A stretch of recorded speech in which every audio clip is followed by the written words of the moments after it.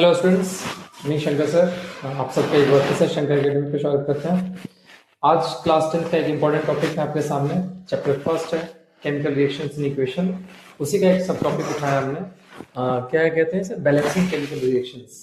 ठीक है, इसको आप पढ़ोगे तो बात यह है, यहाँ पे हमने 3 प्रश्न रखे हैं आपके सामने कि सबसे पहले ये है क्या बैलेंसिंग रिएक्शंस, क्या होता है, यानी कि बैलेंस केमिकल रिएक्शंस क्या होता है। दूसरा प्रश्न आपके लिए है कि हम ऐसा बैलेंस करते क्यों हैं, why do we balance a chemical reaction, ऐसे ही क्यों नहीं छोड़ देते इसे। और थर्ड क्वेश्चन ये है कि करते कैसे इसे, है ना, हाउ वी डू इट। तो ये पहले का जवाब कर देते हैं कि व्हाट इज इट। तो एक जो रिएक्शन होता है, केमिकल रिएक्शन होता है, बैलेंस उस वाले रिएक्शन को बैलेंस करते हैं जिसमें रिएक्टेंट साइड और प्रोडक्ट साइड दोनों में जो जो एलिमेंट्स शामिल हैं उनके एटम्स की संख्या सेम हो, यानी कि एलएचएस में जितने एटम्स हो किसी खास एलिमेंट के, उतने ही एलिमेंट्स उतने एटम्स उसके प्रोडक्ट साइड में भी हो।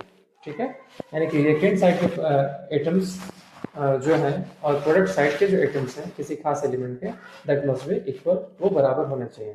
अगर ऐसा होता है तो उस रिएक्शन को हम क्या कहते हैं, बैलेंस केमिकल रिएक्शन कहते हैं।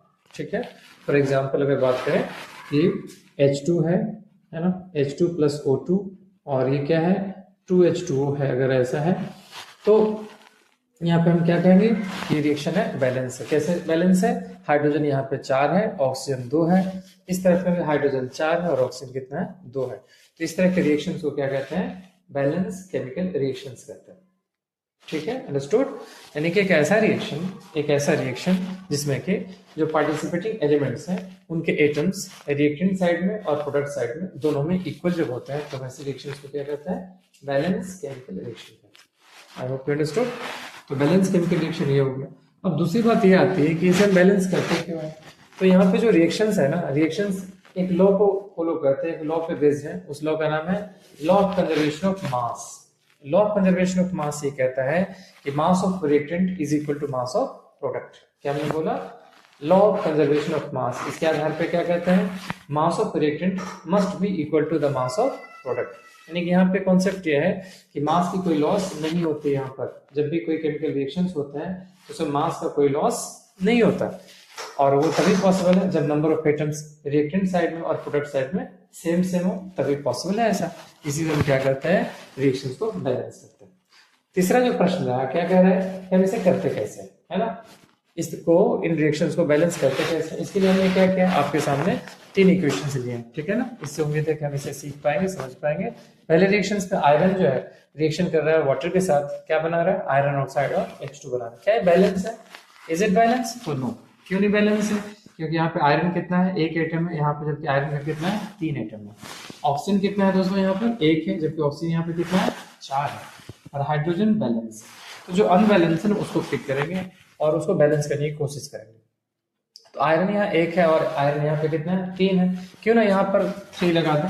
अच्छा, एक यहाँ इंपॉर्टेंट सी बात वो ये है, ध्यान रखें कि जो भी हम यहाँ पे चेंजेस लाएंगे, मॉडिफिकेशन करेंगे, तो यहाँ पे मॉलिक्यूल के जगह पे करेंगे, है ना, यहाँ पे नहीं करेंगे, नीचे वाले साइड में नहीं करेंगे। यहाँ पर जो भी चेंजेस करने होंगे यहाँ पे कर सकते हैं, यहाँ कर सकते हैं चेंजेस, है ना, इन जगहों पे चेंजेस कर सकते हैं, ना कि यहाँ पे करेंगे। क्यों ऐसा करते हैं, क्योंकि अगर आप यहाँ पे चेंजेस लाते हो तो आप यानी कि गिवन सब्सटेंसेस को बदल रहे हो, है ना, जो कि हम ऐसा नहीं कर सकते। क्या H2 की जगह पे H3 कर सकते हैं या H4 कर सकते हैं, तो नहीं, क्योंकि ये पॉसिबल नहीं है, ये कंपाउंड बनता ही नहीं है ना, ये मॉलिक्यूल एग्जिस्ट ही नहीं करता। इसलिए जो भी चेंजेस हम लाते हैं, कहाँ पे लाते हैं, इस जगह पे लाते हैं, यानी कि हम उसके मॉलिक्यूल्स की संख्या को चेंज करते हैं। ठीक है, आई होप यू अंडरस्टैंड। आइए देखते हैं हम इस रिएक्शन को कैसे करके बैलेंस करते हैं। यहाँ पर एक 3 है, तो यहाँ पर भी हमने क्या कर दिया, 3 आयरन बैलेंस है। ठीक है, हाइड्रोजन की अगर बात करें, हाइड्रोजन यहाँ पे 2 है, यहाँ पर भी हाइड्रोजन कितना है, तो 2 हाइड्रोजन है यहाँ पे। ठीक है ना, अगर ऑक्सीजन की बात करें यहाँ पर, तो ऑक्सीजन यहाँ पर हमें कितना दिख रहा है दोस्तों, ऑक्सीजन दिख रहा है यहाँ पर 4, जबकि ऑक्सीजन यहाँ पे कितना है, 1 है। क्या हम यहाँ पे 4 कर सकते हैं, यस कर सकते हैं। 4 करने से क्या हो गया, ऑक्सीजन की संख्या कितनी होगी, 4 हो गई। बट इसी के साथ क्या हो रहा है यहाँ पर कि हाइड्रोजन की संख्या कितनी होगी, 8, जबकि यहाँ पे हाइड्रोजन कितना है, 2। तो इस चीज को कैसे करेंगे, यहाँ पे हाइड्रोजन 8 है, यहाँ पे हाइड्रोजन 2 दिख रहा है, इसके लिए हम क्या करेंगे, इसके मॉलिक्यूलर जगह पे 4 से मल्टीप्लाई करेंगे।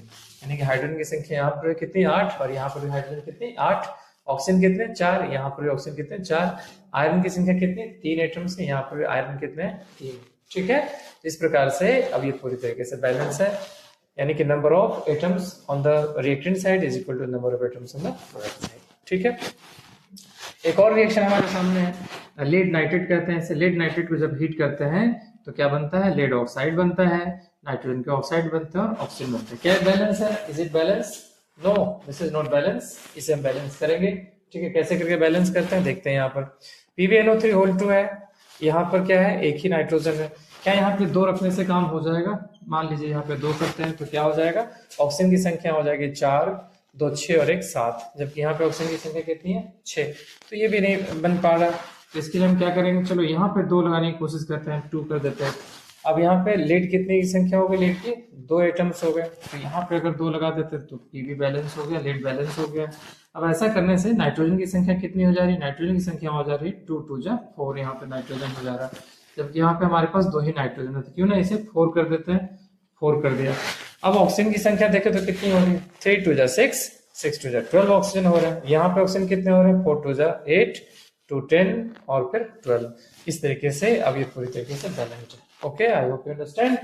लास्ट और आखिरी इक्वेशन, जो तीसरा इक्वेशन हमारा ये है, Fe2O3 प्लस Al है, Al2O3 प्लस Fe। क्या बैलेंस है कि ऑब्वियसली बैलेंस ये नहीं है ना, इसके लिए क्या करना चाहिए। अगर आप देखें यहाँ Al2O3 है, एल्यूमिनियम कितने एटम्स है, 2 एटम्स है, यहाँ पे एल्यूमिनियम कितने एटम्स है, सिंगल एटम्स है। क्या करना चाहिए दोस्तों, यहाँ पे आप करेंगे 2 लगा देंगे यहाँ पर, है ना, 2 लगाते हैं, एल्यूमिनियम अपना बैलेंस इधर भी 2 इधर भी 2, बाकी एलिमेंट्स को आप ध्यान रखोगे क्या चल रहा है यहाँ पर।